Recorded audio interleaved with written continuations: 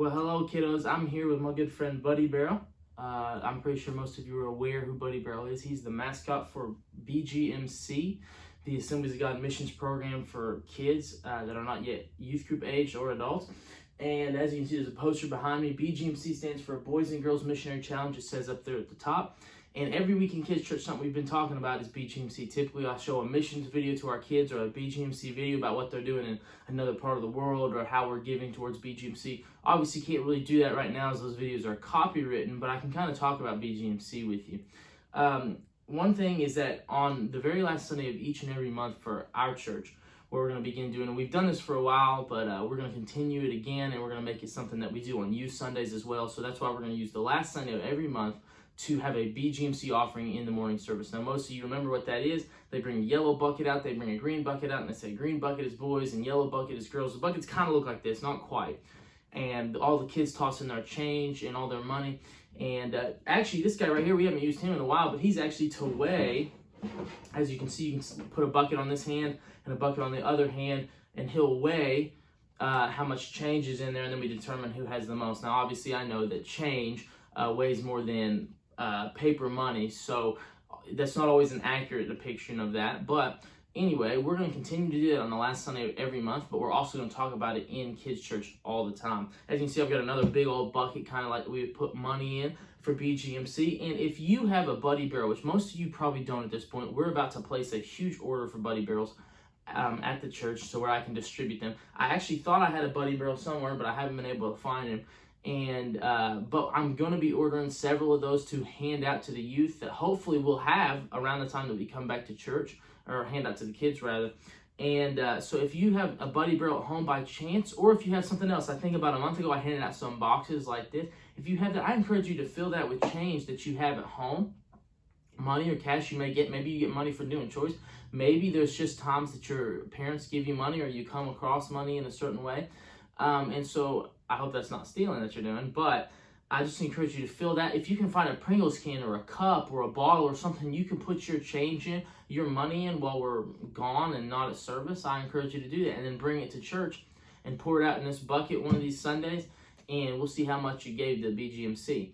And also, I encourage you to come up with a plan, maybe something you can do to raise money for BGMC. Some of you may have seen where the teenagers are raising money for Speedlight by throwing birthday parties for Speedlight, and all the money raised at those parties goes towards missions through the Speedlight program. I encourage you, while you're home alone, you can still fundraise. There's lots of ways you can do as kids. I encourage you as kids especially, maybe do some artwork if you can draw, or even if you can't, draw some pictures, paint something, do a craft, do something artsy, and then try and sell it for BGMC. Let everybody know, hey, I'm selling this so that people can hear about Jesus all around the world by my giving to BGMC. So I encourage you to come up with some sort of creative thing to do. And parents, I encourage you also to think of a creative way to raise money for BGMC. Because that's a very important concept, and the spreading of the gospel doesn't stop just because we aren't having church here in America on Sunday morning, together, and just because we have to have it online. The gospel still needs to be spread around the world, and if we can find ways to spread it even while we're stuck at home, that's incredible, and I believe God can show you some ways, so pray about it and see.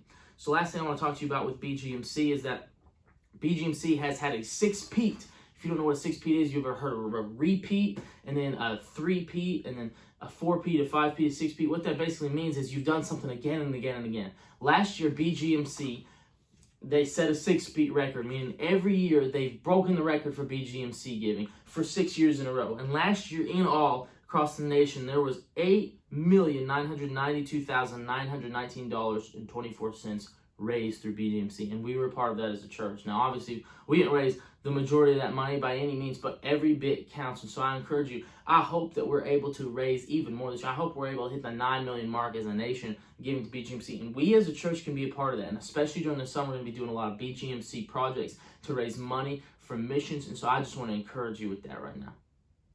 To move on to the next part of our kids service, I want to share a verse with you. It's actually our memory verse. It's Psalms 1:1.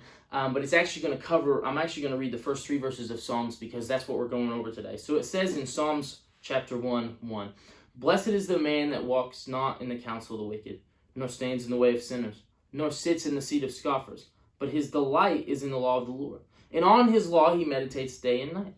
He is like a tree planted by the streams of water that yields its fruit in season, and its leaf does not wither.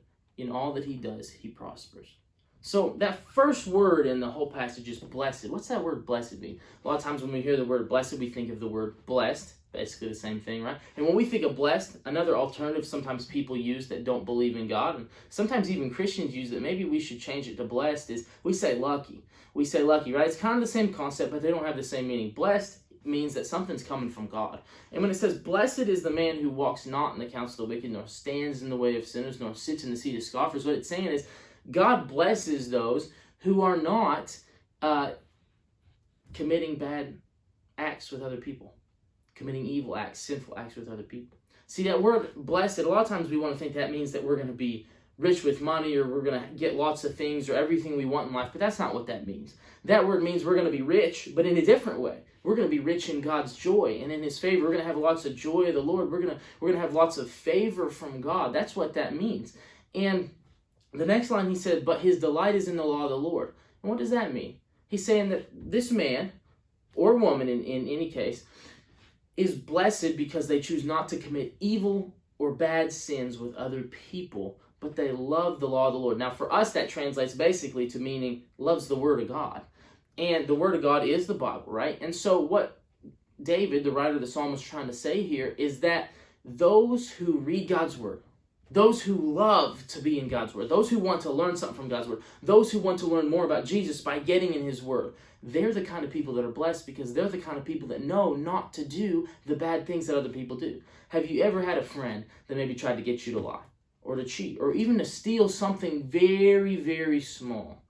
See, those people that choose to do those things are not blessed by God, it says. They're not the blessed, according to this passage. The people that are blessed are those who study God's Word, love God's Word, and because they love God's Word, they won't, when that friend comes along and says, hey, lie, tell your parents this, or tell the teacher that, or cheat on this test, or let me see your answers, you'll say no. Why? Because you know what God's Word says, and you know that's not what the Lord wants for you. But you got to love God's Word first. See, this is a very powerful thing in our life. See, what's the best way to get to know somebody? You spend time with them, right? And by reading the Bible, we're spending time with Jesus. We're spending time with the Lord, and we're learning more about Him, and we're learning who He is. And not just learning who He is, we're getting to know Him. And that's a very powerful concept in Scripture. So, the next thing he says is he's like a tree planted by the streams of water. You've probably heard about a simile. If you've been in school for a while, a simile is when you compare two things using the words like or as. And in this, there's a simile. It says he is like a tree planted by the streams of water. Now, what does that mean? Well, as you may have noticed, I have a tree next to me. And this is, well, you may not have thought it was a tree, but this is a bonsai tree, okay? A bonsai tree does not grow as big. It doesn't grow to 30 feet tall like some of the trees we see outside. This was the only tree I could fit in my office, so that's why I chose to use it. My dad's been doing some bonsai tree cultivating, I guess you could say. And so I brought this bonsai tree in here with me, and you may also notice I have this with me, and I'm sure you know what this holds, is this holds water. And what's one of the most essential things that trees need? Water, right? This tree right here needs water to live. It needs sunlight too. That's why my dad sits it next to a window when it's in his office. But give it a bunch of sunlight and no water, and what's going to happen? It's not going to live. It's not going to grow as big as it possibly could. It's not going to become the tree it's supposed to become. But when it does receive water, it's able to grow. It has flowers that bud on this tree, and it becomes this beautiful creation of God.